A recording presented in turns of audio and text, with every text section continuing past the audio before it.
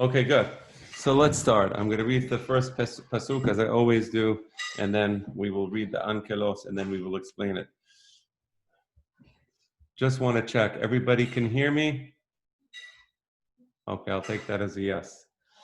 Shofetim v'shoterim titen lecha b'chol she'arecha asher Adonai Elohecha noten lecha lishbatecha ושפטו את העם משפט צדק, דיינים ופורענים תמנה לך בכל קרבך, אדוני אלהך יהב לך לשפטך, ודינון יתאמה din dikshot. So, we are dealing today with the Jewish political system, with the Jewish polity. And at the center of the Jewish political system, at the center of most political systems, is the executive power. It's either the president or the monarch, the king, the dictator. That's always at the center of the government. In the Torah, the king is not at the center of the government. He is a very important part of the government, but the Jewish nation doesn't require a king to be functioning and successful. The Jewish nation does require a justice system. Batei din, with the Batei din, we have Dayanin, we have Hachamim, who understand the Torah, who know how to resolve potential disputes between the people. That is at the center of the Jewish political system. And because of that, the Torah begins by describing the justice system. So it says, Shofetim. Shofetim are the judges. As Ankelo says, Dayanin. And Shoterim are the ones who enforce the judgment. If you look at Ankelo, it says Fur'anin. Fur'anin is milashon Pur'anut. What does Pur'anut mean? Pur'anut means a punishment. Those are the people who are in charge of enforcing the law. So to have a justice system that is successful, you need to have the ability to enforce the law. So the shoterim are the ones who enforce the law. In modern Hebrew, we would say shoterim also, police officers, but there were more than police officers in the Jewish system. And they would go out, they would be sent by the court in particular for particular duties and missions. So that's the shofetim and the shoterim. Now these shofetim and the shoterim have to be bechol she'arecha. What does bechol she'arecha? Literally means in all of the gates. What are the gates? So the cities, a successful city, was mukaf homa, was surrounded by a wall, right? So part of the success and the wealth of the city was the fact that it had a wall around it.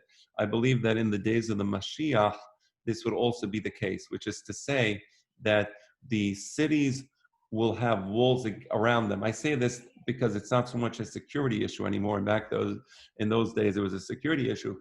But there's certain levels of Kedusha in Eretz Yisrael. And there are certain laws related to walled cities. Walled cities in Eretz Yisrael have a higher level of Kedusha than non-walled cities, right? So what are the She'arim? The She'arim are the gates of the cities. So let me explain to you. In the Jewish system, the court was placed at the entrance to the city where the gate is, right? The reason for that is so that justice is accessible to anyone who enters the city. That's one reason. The second reason for that is just like when you have a house, at the entrance to the house you have a mezuzah, right? The entrance to the house, it has a mezuzah. Similarly, the entrance to the city has a court to say this is a place of law, this is a place of justice, right? And we can say at some level that today what is happening in many urban centers in America is the exact opposite of law and justice.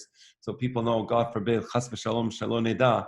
But today I know there's people in the city who are dealing with crime, and the crime has risen quite a lot as they defund the police, and the criminals know that nothing will be done to them. So that doesn't work. You can have the best laws in the world, but if you don't have police enforcing the law, it won't work. So we put the courts at the entrance to the city, the same way that we put the mezuzah at the entrance to the house, to say this is a place of justice. This is a place of laws where you will be treated fairly, where there is Torah, where there is mitzvot, and the Torah and the mitzvot are what govern. You understand? That's a really important point. So just give me a moment here while I do something with my system preferences. Mehila. Okay, good. That was done. So now I'm going to continue explaining the pasuk. It says, "Bechol she'arecha, asher Hashem Elohecha noten lecha lishvatecha." What does it mean? Bechol she'arecha, asher Hashem Elohecha noten lecha lishvatecha. What does that sentence mean? Right. So the Jewish nation was a republic. The United States of America is founded first and foremost as a republic. What does that mean? It means there's a two-tier level of government. One tier is the states, the other tier is the federal government, the central government. The states have independent judiciaries, the states have independent governors. Similarly, that was taken from the Jewish political system. The Jewish political system also had a two-tiered system. There were states, those were called the Shevatim. Each Shevet was actually a separate state. Each Shevet had its own Nasi, its own governor, and each Shevet had its own Supreme Court that represented that Shevet.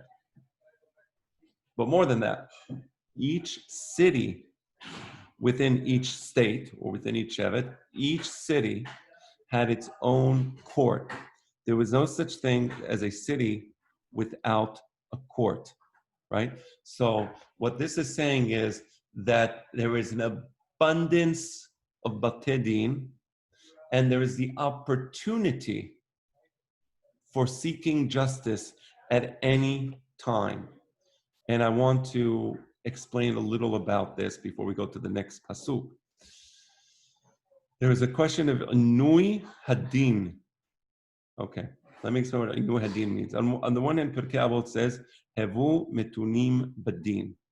When a judge sits down and analyzes a case, he should be careful. The judges, it's judges in plural, they should be careful, because if they are not careful, they may make a mistake in the judgment. The worst thing, Has v'shalom, is for a judge to make a mistake in the judgment. All right, that is destructive if that were to happen. So it says, Hevu metunim badin. Be careful. Investigate the idim, investigate the parties, investigate the witnesses. Carefully ascertain what happened. That's on one side. But on the other side, it says that Inui Hadin is the terrible Avera. What does Inui Hadin mean? Inui Hadin means to delay justice. Okay? Because if I think there's a saying in English, justice delayed is justice denied. That is a Jewish concept. It is absolutely true.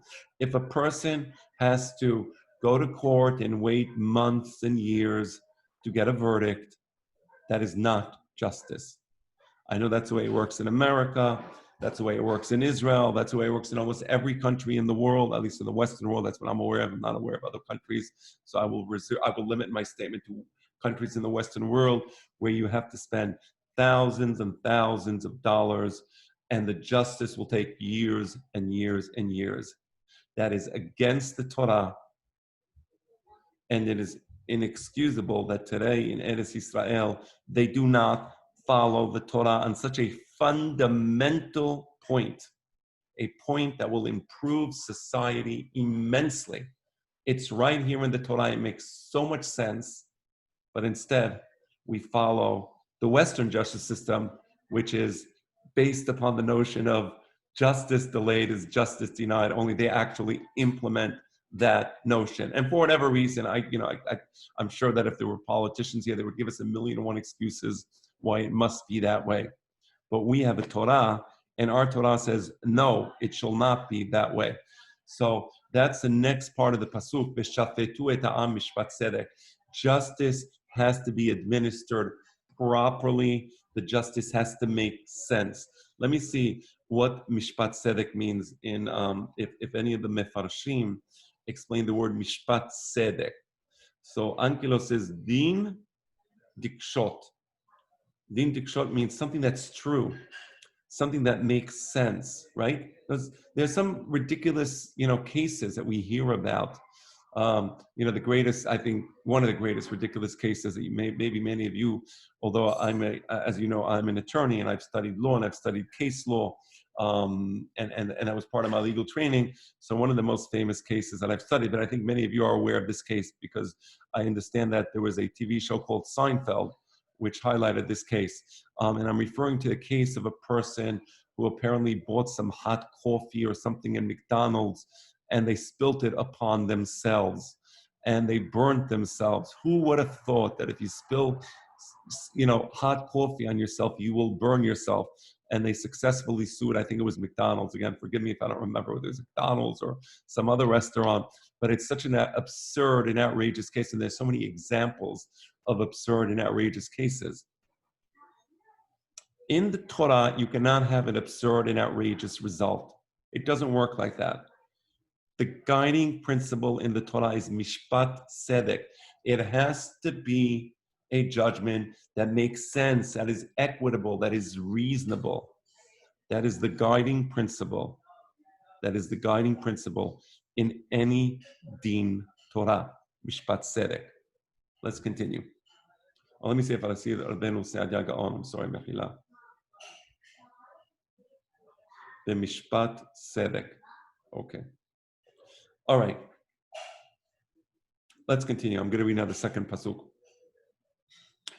Lo tateh mishpat, lo takir panim, velo tekach shohad, ki hashohad ye'aver enei chachamim v'yisallef divrei tzaddikim. I said belacha before.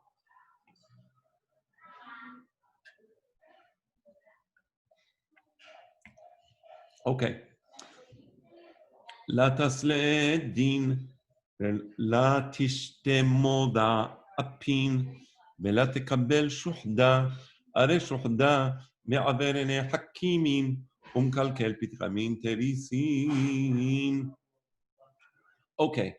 Lo tateh mishpat.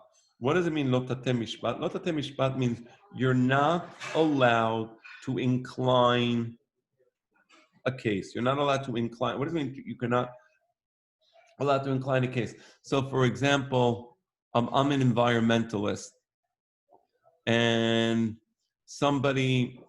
a company which produces some toxic waste, which I don't like, comes before me, and there's a case against them. They're the defendants, and I don't like that company. So I'm going to incline the case in a way that makes them lose the case. That's what it says, lo tateh mishpat.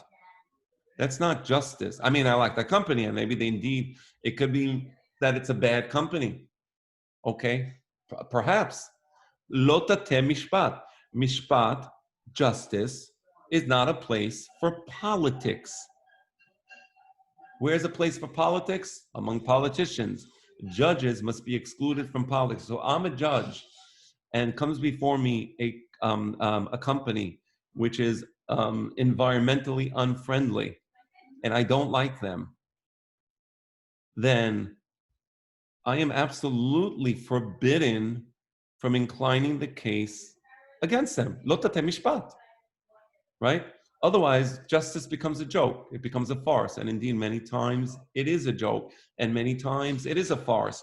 Because the Torah says, lo tateh mishpat. But this is the natural inclination of any person is to use his power and his authority in the direction he wants to go. It's clear that many of the Supreme Court justices in the United States, they're anti-US Constitution, and they use their position to attack the US Constitution. There are many cases like this. It's obvious and clear that that is the case.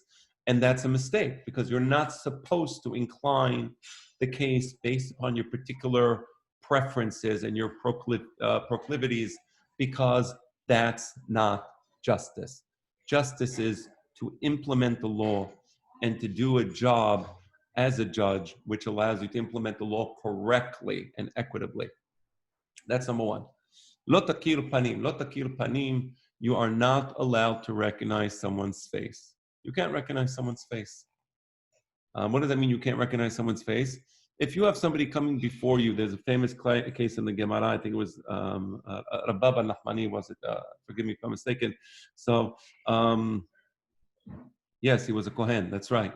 So a lady, she had terumot, ma'as terumot, she wanted to bring to the rabbi, he was a Kohen. So she brought terumot to the rabbi, a big, big basket of fruits to the rabbi, and he says, thank you very much for the fruits. Okay, he was a little surprised. It was a very big, nice, beautiful basket of fruits, but okay, he's a Kohen, so, so what happened, the next day, the lady shows up in his court. She had an argument with her neighbor. And she wanted the rabbi to be the judge, because the rabbi was a judge. But the Torah says, lo takir panim, you're not allowed to recognize somebody. And Rabbah, he excused himself from the judgment. He says, I cannot be your judge because you brought me that basket of fruits yesterday, and clearly I'm going to be inclined towards giving you a favorable judgment. So I'm not going to be the judge. And he excused himself. I was once in Israel, similar situation, where I was in a court representing a client. It was, again, I say these things, I say it was quite humorous. It's only humorous if you want to ignore the tragedy. So by ignoring the tragedy, it was humorous, but it was also tragic, in my humble opinion. So, so there's a particular client, and then in walks in the person, the plaintiff. There's a plaintiff, a defendant. The plaintiff walks in. He's is a government minister. The judge sees the government minister. He stands up in his honor. They start talking and chatting and having friendly conversations. How's your wife? My wife is fine. I missed you the other day in the party. Whatever conversations rich people and powerful people like to have with each other to make themselves feel good, like anybody really cares listening from the side. But that's just the way human nature is. So we always have these types of conversations. Nevertheless, within half an hour, the defendant just gave up the case. He realized he's going to lose. He said he doesn't have a chance, and he was willing to sign a settlement, which was quite adverse to what he originally anticipated. The Torah says, lo takir panim. That's not justice. And finally, velo takach shochad. It is, of course, forbidden to be bribed. And bribery can happen in many, many ways. Perhaps a judge was appointed by a particular politician, and now the politician needs a favor back, and the judge is going to rule in his favor. That's shochad. That's bribery. That happens all the time. But according to the Torah, lo tekach shochad, velo tekach shochad. And it's a beautiful pasuk. I love this, what the pasuk says. Let me see if there's anything else before I explain the second part of the pasuk.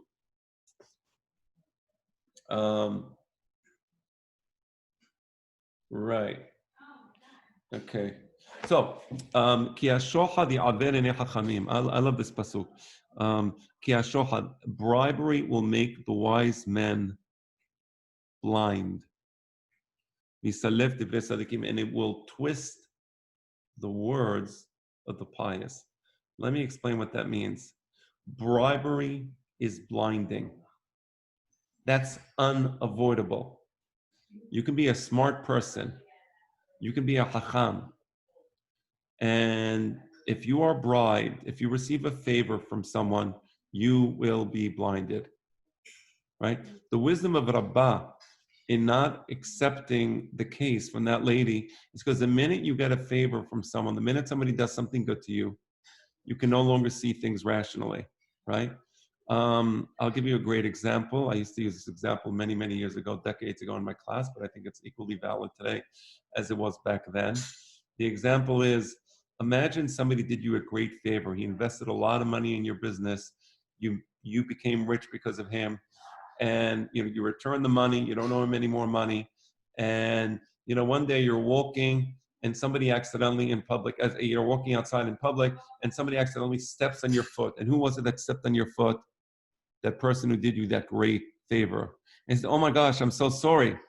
And what do you tell him? Oh, it's no problem. Are you kidding me? All good. And you really feel it. It's true. You really feel that way. It's all good. Okay. Now, imagine there was somebody who cheated you in business and made you lose money, and he steps on your foot. Same exact situation. How would you view that? You would view that terribly. This person is a terrible person. I mean, he cheated me in business. The guy is sloppy. He doesn't know how to walk in public, and now he hurt my foot. Right? So we're all subject to filtering the reality around us through whatever our psychological state of mind is, right? And the psychological state of mind is the way we filter reality. And that's why he says there is no way that you can possibly get a favor from someone and then be an objective judge. It doesn't work. It can't work. And finally, visalef divrei tzadikim. What does it mean, visalef divrei tzadikim? The words of the pious will be twisted. Perhaps there may have been a generation where it would have been difficult for me to explain this verse. Maybe there was no generation where it was difficult for me to explain this. What does it mean that the words of the pious will be twisted? If you're a politician, I'll just take that as an example. You are a politician. You have a particular policy that you want to support and that you are campaigning for, the Green New Deal, right? Forget about the empirical facts. Forget about whether the Green New Deal can work or not work. I mean, I think we're all intelligent enough to understand about socialism and communism and what happened to communist countries, but I don't really care about your political views. Doesn't interest me. If you support the Green New Deal, ridiculous though it may be, you will be able to find the twisted words, and you will utter those twisted words, and you will take yourself seriously and your words seriously, irrespective of how ridiculous the argument is, right? That's just the way the human mind works. And you may even believe in the ridiculous words you say, right? Perhaps politicians believe in the nonsense that they speak all the time. So that's the point. When you're a judge, you're not a politician. You have to be careful the way you think. You cannot be influenced by people who did you favors, and the words you say have to be well-balanced, intelligent words, because if you're going to be influenced from the outside by different interests, you're going to just utter nonsense. Visalef divrei tzadikim. That's the simple truth.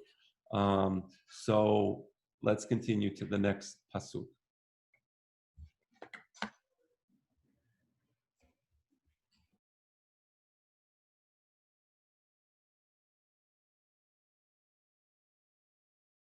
Okay. Sedek, sedek, tirdof, lema tichye, veyarashta et haaretz, asher Adonai Elohecha noten lach. I'm going to read the Ankelos on this. Kushta, kushta, tirdof, bediltet deteche, betelat yat ar'a, Adonai Elahach, Yahevelach. What does it say, sedek? Twice, sedek. So Rabbeinu Sadagan says, when you seek sedek, when you seek truth, make sure it's a complete truth. Make sure it's the absolute truth, right? Not a partial truth. Thank you very much. Make sure it's a complete truth. Sedek, sedek tirdof. And if you do that, if you seek the truth for the truth's sake, then you will inherit the land. Then the state of Israel will be a successful state. There will be prosperity. You will have life. Because we always seek partial truths. We're never interested in the real truth, right? So, if I'm, let me think of an example. People always have access to grind. People always have ideologies. People are very rarely. Again, it's just so great. We're so blessed to live in a society with so much politics and politicians spewing nonsense, because it just makes it so easy to understand these pesukim. I have such a wealth of examples I can draw upon that it's almost like I'm just trying to figure out which one should I choose. But people speak about whenever people speak about an issue, a political issue, it's always going to be a half truth. It's never going to be a full truth. I'll give you an example, maybe just a simple example. I'm against legalization. I'm letting you know, I am completely against the legalization of any drugs, marijuana. Even marijuana, obviously other types of drugs. I'm completely against the legalization of drugs, but that's a political stance, and you don't have to agree with that. I'm just telling you my own position so that you don't think I'm trying to grind an axe here. But the point is, let's say we have an argument, debate regarding medical marijuana. Okay, so I'm a medical marijuana company. I'm going to come out in favor of legalizing marijuana, period, because that helps my company. And I'm going to come out with half-truths showing how medical marijuana is beneficial. Okay.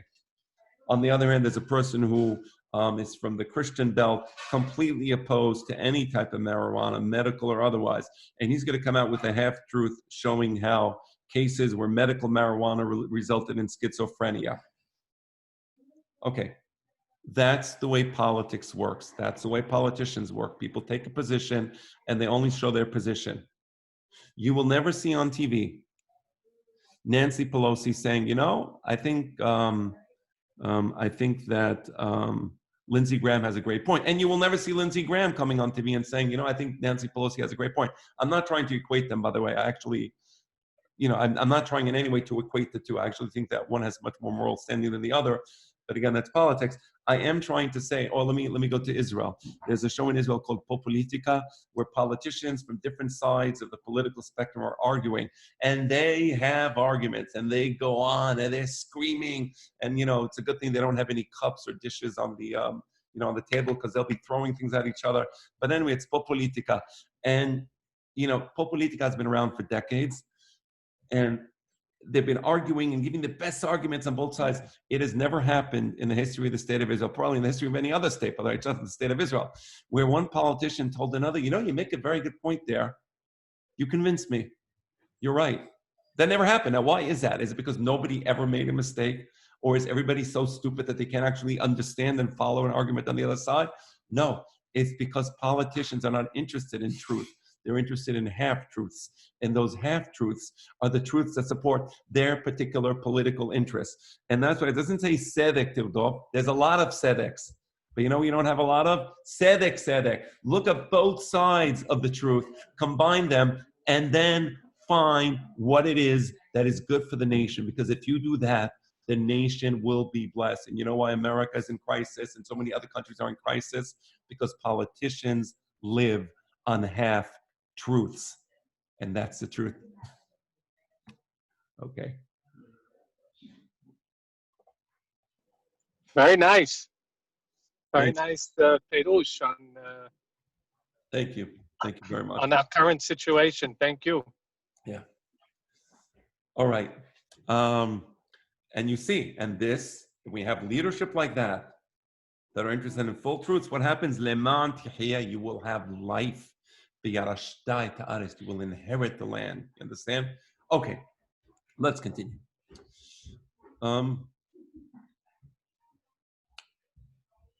לא תיטע לך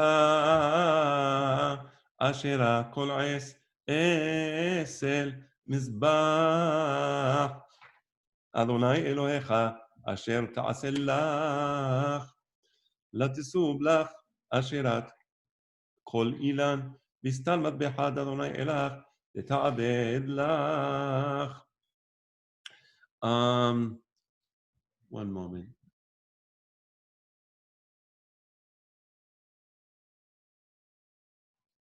So let me look at the Lo tita lecha ashera kol es.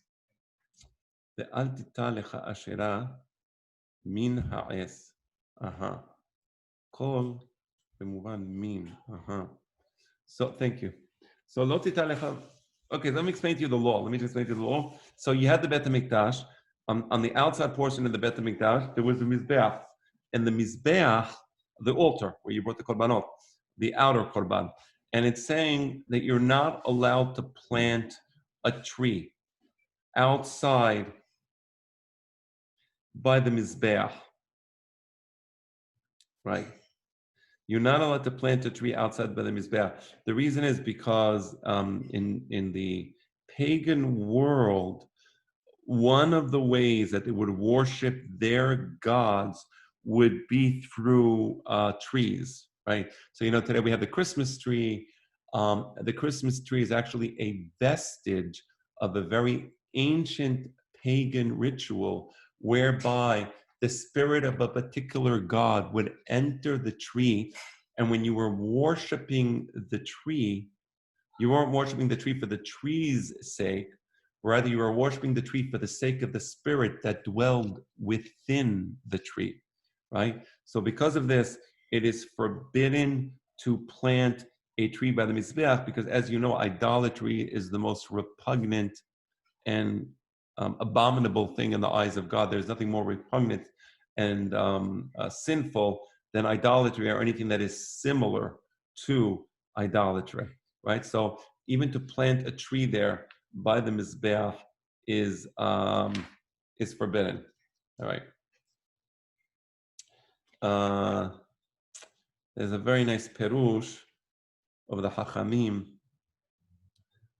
that they say, what's a connection between this pasuk and the previous pasukim? The previous pasukim was about the Jewish justice system, and I was talking about the Bet HaMikdash, and the Hachamim say that there used to be judges that were appointed for political reasons, not because they were worthy or because they had the greatest wisdom, but because a particular politician who had the power to appoint them appointed them.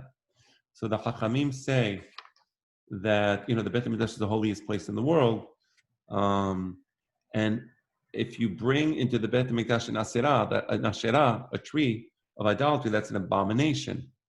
Similarly, the Jewish court has a standing of kedusha, and if you bring into a Jewish court a judge who is not worthy, that is like an abomination. That is like bringing an asherah into the Bet HaMikdash. So hence the connection between the pesukim. Let's read the next pasuk. All right. Velo takim lecha. No, I'm sorry. Velo takim lecha maseba asher sane Adonai Elohecha. Velo takim lach kama derachek Adonai elach. I'm looking at Rabbeinu Saadia Gaon. Right.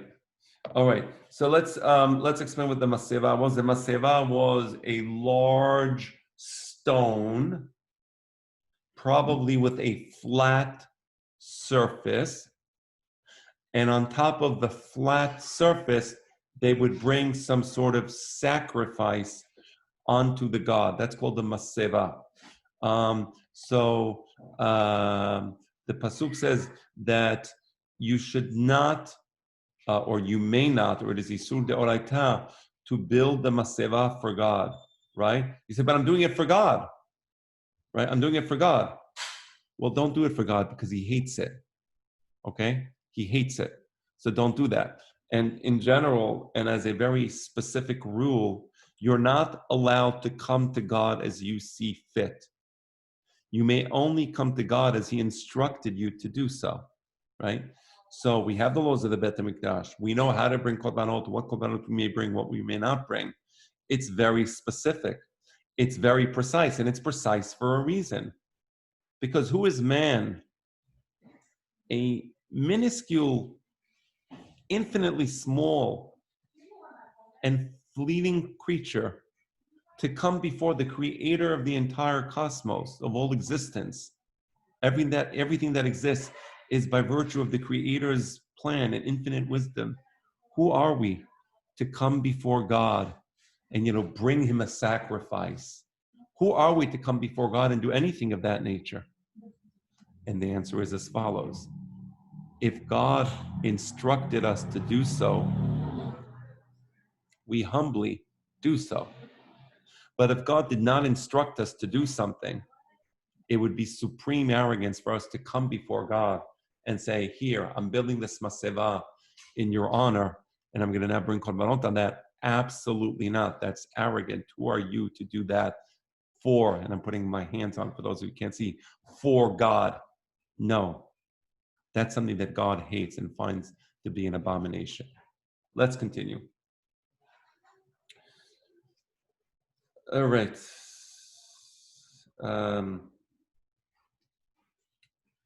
לא תזבח לאדוני אלוהיך שור ושה אשר יהיה בו מום כל דבר רע כי תועבת אדוני אלוהיך הוא לתכוס קודם אדוני לחתור לאמן תהיה בהמומה כל מדעם ביש, הרי מרחק, קודם אדוני לכו. All right. I'm looking at Abenu Sadak Gaon. Yeah. All right, so let me say to you the law. So when you bring a korban before Hashem, when you bring a sacrifice that was sanctioned by Hashem, right? It could be a shor, an ox. It could be a seh, a sheep. So you're going to bring before God, and you have a, you have your farm, and you're going to choose an animal, and you're going to say, listen, this is not an animal that anybody's going to enjoy anyway. You see an animal that has a particular mum, a particular blemish. It has a particular blemish, and there's a list of blemishes. What's considered a mum? What's considered a blemish for purposes of the korbanot? They say, let me take this korban and bring it as a sacrifice in the Bet HaMikdash, because anyway, it's not like Hashem needs it or he's going to eat it. There's nothing I can do with this animal, so I'm going to bring it out to the Bet HaMikdash. That is absolutely forbidden. That is Isur de Oraita. And if you do it, that korban is not only a blessing for you, it is something that Hashem finds to be disgusting. To'eva. A to'eva is something that is a disgusting type of behavior. And let me explain this, as long as we're talking about this pasuk. Of course, the Perashat of the pasuk is what I said. If you come to the Bet HaMikdash and you're going to bring something that is beautiful. Bring something that is meaningful to you. Because if you can't give up something that's meaningful to you, then you're really not giving up anything. The Hachamim say that with Cain and Hevel, that's what happened. That Hevel brought from the Bechorot, from the best of his crop in Bechorot, Umehel Behen, from the fattiest. And whereas Cain apparently did not do so, right? So Cain is like of the opinion, I can give God back, but it's like, it's kind of like a partnership, I'll give him some stuff. This is what he gets. This is what I get. If you really believe that you want to bring a korban to Hashem, only give him the best, okay? Because anything less makes it farcical. Hashem is not our partner. He's not our buddy. He's not our friend. He's the king and the creator of the universe. I once heard this horrible story. I hear it all the time. When I was in the radio in Israel, religious station, I used to listen to religious stations. Sometimes actually I had good classes. I think this was a few days before Yom Kippur. They had a Ba'al Shem Tob story. And this story repeats itself over and over again. And, it just amazes me how people will repeat a story that is clearly a horrible avera, a horrible avon, a horrible story, and they're repeating it as well, like, wow, that was really deep, man. Like, I don't know, like, don't we have a Torah?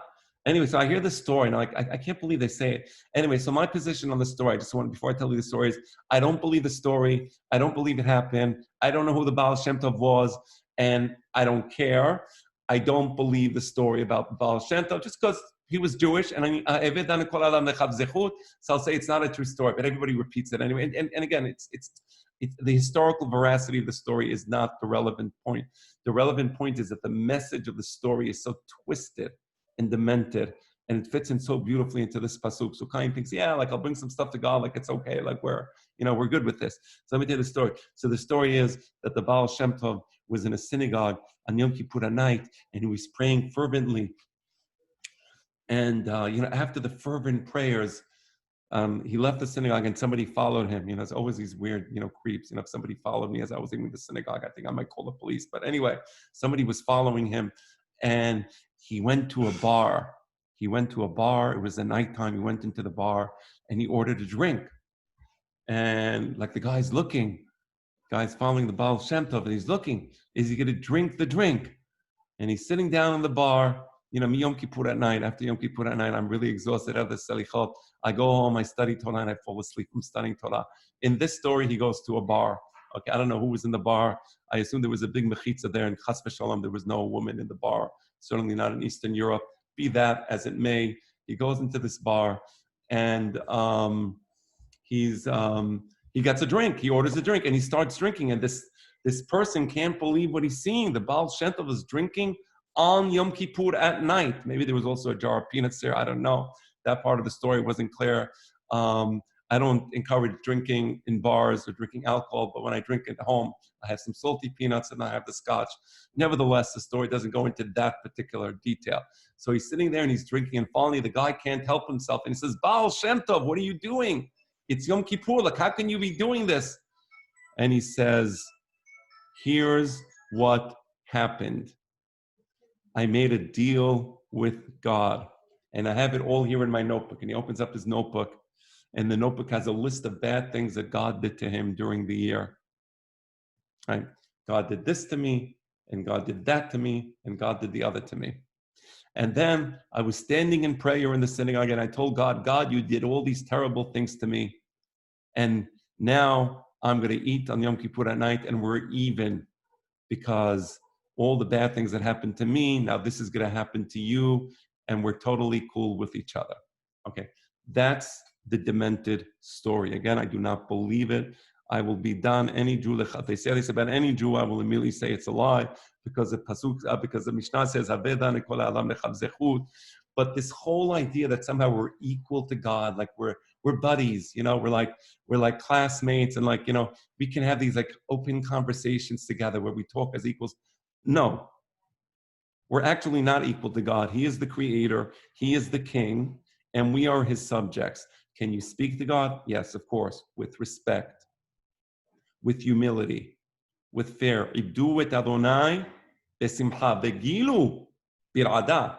Be happy and joyful that you can worship God. But when you get joyful, do it with shivering, because God is not your friend. He is the king, and have a little humility when you stand in his presence. And that's what the idea in this pasuk is so important. You can't just come to the Beit HaMikdash and bring a korban. What are you doing? Who are you and who is he? If you're bringing korban, bring the best you have and say, God, thank you so much for everything you've given me. And I'm going to bring the best I have to show how much love and how much appreciation I have for what God has done to me in my life. That's the point of this pasuk. Let us continue. And next time you hear the Ba'al Shem Tob story, please remember me and remember what I just said. Okay. And I hear it every year. Every year I hear that story. It amazes me how people keep repeating this as though it's something praiseworthy that, somebody ate on Yom Kippur at night or went to a bar Yom Kippur at night. Be that as it may.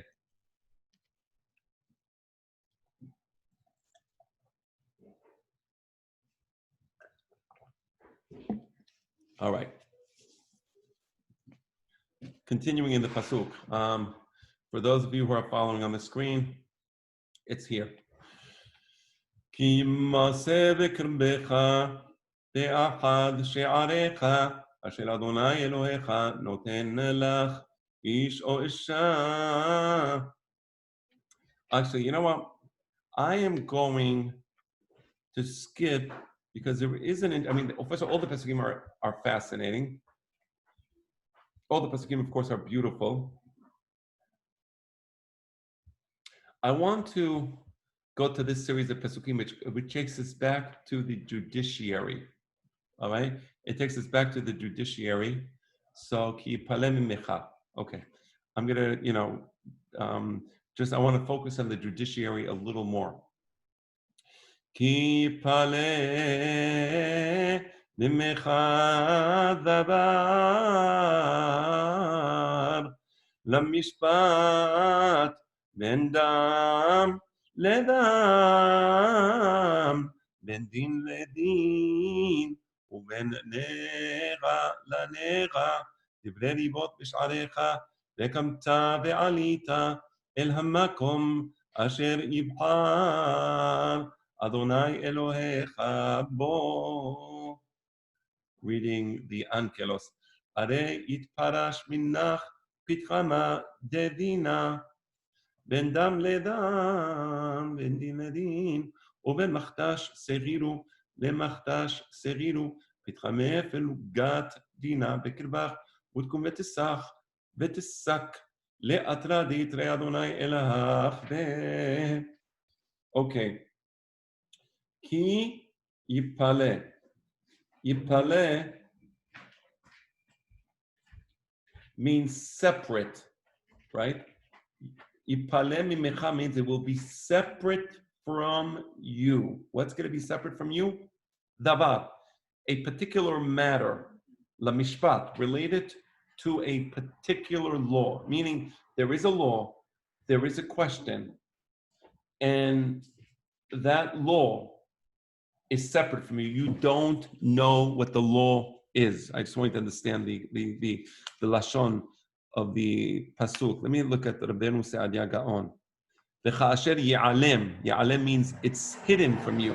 V'cha'asher ya'alem mimecha davar min ha'mishpat. Something related to the law is hidden from you.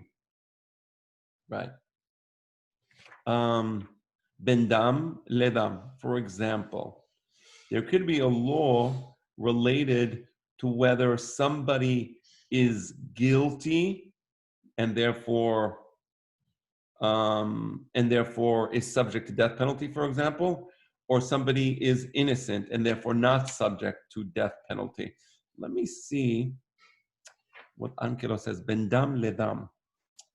I wish there was a little more elaboration. Let me see. I'm looking at Ibn Aiza. Ibn Aiza says bendam ledam. Bendam naki, the blood of somebody innocent. Ledam chayav, somebody guilty. Right.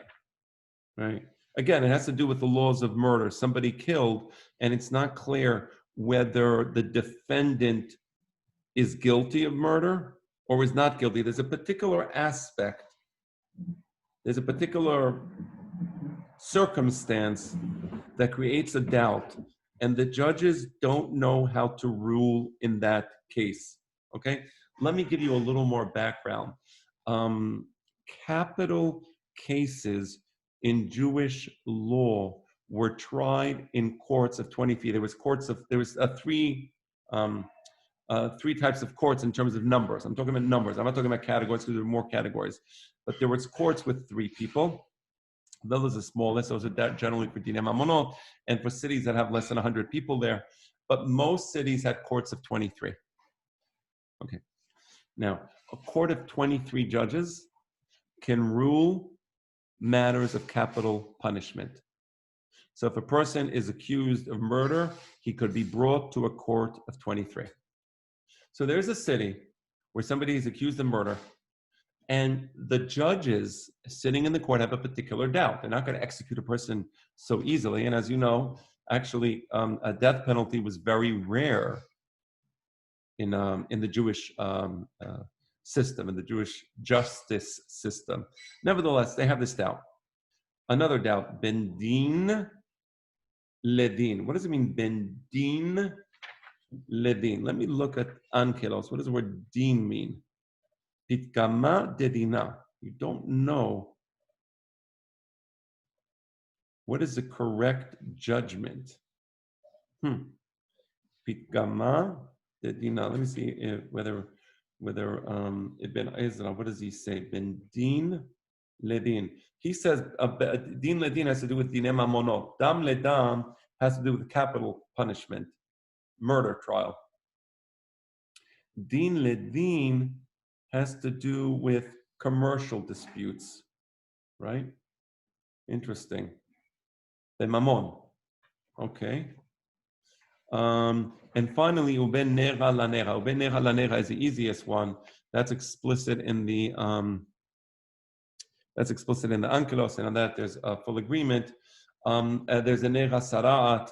There's a type of sarat, as you know. For the, remember Perashat Tazliah, there's sarat, and you don't know whether a particular nega, whether a particular blemish is a nega that the person should be put in quarantine or should not be put in quarantine, because you remember that the Mesorah was put into quarantine, so you don't know the color. There's arba marot negaim, and the marot negaim are actually very subtle, and it's not easy to understand the marot negaim. And there's a particular question as to whether a color is a color that would result in quarantine or not. Divrei rivot bish'arecha. What does it mean, divrei rivot bish'arecha? Right, and this doubt, the doubt ben dam ledam, is a person guilty or innocent of murder. This doubt, the doubt regarding din ledin, we said commercial disputes. This doubt, ben nega la nega, whether the blemish is one that should be quarantined or not quarantined, it leads to a dispute bish'arecha in the gates of the city. What's in the gate of the city? The courts. We started right? Remember we started it? Shofetim v'shoterim titen lecha. Where do you put the shofetim v'shoterim? Bechol she'arecha. So now, because of this doubt, you have divrei rivot b'sharecha. You have machlokot. Where? In the courts, which are in the sha'arim. And there's a big animated discussion among the dayanim. What is the law? But they don't know what the law is. And there's no masoret. There's no Kabbalah from Moshe Rabbeinu. If there was Kabbalah from Moshe Rabbeinu, then there would be no problem. But there is no Kabbalah from Moshe Rabbeinu. The Kamta, the Alita, those judges must then rise up and go to that place which Hashem chose as the place where he will dwell his radiance. He should go, they should go to Yerushalayim, because in Yerushalayim you had the Sanhedrin. And one of the functions of the Sanhedrin, similar to the function of the Supreme Court of the United States, was to deal with issues which weren't dealt with before, right? That's so the kamta ve'alita la makom asher yibchar Adonai lecha bo. And the pasuk continues. Vubata el hakohanim halvigim ve'el hashofet asher yihye b'yamim hahem ve'darashta והגידו לך את דבר המשפט. ותתה לבת כהניה לבאה ולבת דיינה תהיה. ביום היה העינון ותיבא וחבון לך יד ברמה דדינה. Okay, so you go to Yerushalayim, and in Yerushalayim you will see the Kohanim, the Leviim, in the Bet HaMikdash, of course, the Ela Shofet, and you will see the judge. You will see the judge, the Ela Shofet Asheri Be'amimem, who is presiding in those days. What does it mean, the Ela Shofet? Let me see if there's anything in Ankelos, because it's not a simple pasuk. What does it mean, the Ela Shofet Asheri? I don't see anything interesting in Ankelos. I'm looking at Benus Hadag going, at least I don't see it. I don't mean to say that it wasn't. Belech El HaKohanim Halvigim, the El Hadayan. Hold on one second. I'm opening up Harambam, Sanhedrin, Bet. One moment, please. Give me a moment here. I'm going to show you everything.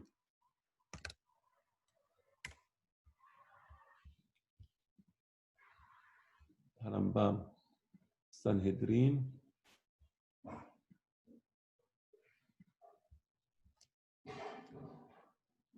Look what it says here. Ve'en ma'amidin b'sanedrim ela kohanim ulviim ve'Yisraelim ve'yuchasim. Who do you appoint to the Supreme Court of Israel? People of great yichus, people from great families, right? And look at this halacha. U'misvah liot b'sanedrim lo kohanim ulviim. It is a great mitzvah, or it is a mitzvah rather, it is a preference that in the Sanhedrin you appoint as the judges the Kohanim and the Leviim, right? That's an extra mitzvah. It is permitted to have Israel. We don't mean to be prejudicial, but as a preference is the Leviim, the Kohanim, because the pasuk says, Yoru mishpatecha liYisrael v'toratecha liYisrael, right? So that was a special zechut of the Leviim. So that's why it says, Ubata, going back to our pasuk now.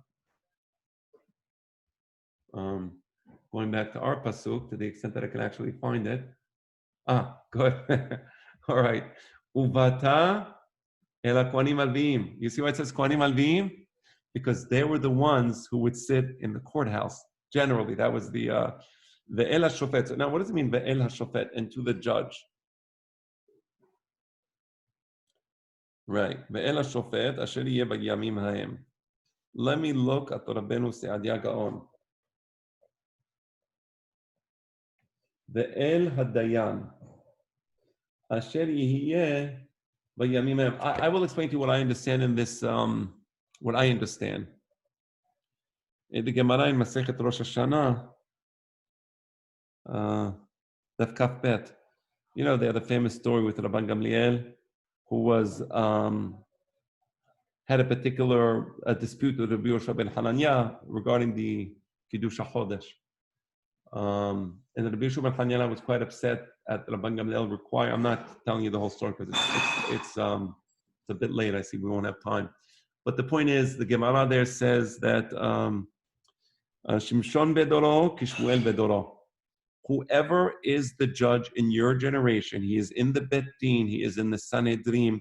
This authority of the Sanhedrin is not reducible to the authority of the individuals in the Sanhedrin. And you can't say, oh, you know, in the days of Shemuel Hanavi, when Shemuel was the head of the Bet Din HaGadol, I would have listened because it was Shemuel Hanavi. But in the days of Shimshon or Yiftach or somebody else, and not as great as Shemuel Hanavi, I don't have to listen to them. That is a mistake. You're not listening to the individual. You're listening to the institution. It is the Supreme Court of the Jewish people. It is a holy institution. Ve'el hashofet, and it doesn't matter who that shofet is. Asher yeh b'yamim hahem. He's a shofet in your days. You listen to that shofet. He has the authority by God to rule on matters like this. Of course, it's 71 shofetim, whoever they are, and they're the ones who are going to resolve the matter for you. And as they resolve the matter, that resolution becomes the law. And I think with this pasuk, we can now bid farewell until the next time that we study the Perashat together. So unless there's any questions, if there are, I'm happy to take them. Otherwise, wish you all Shabbat Shalom.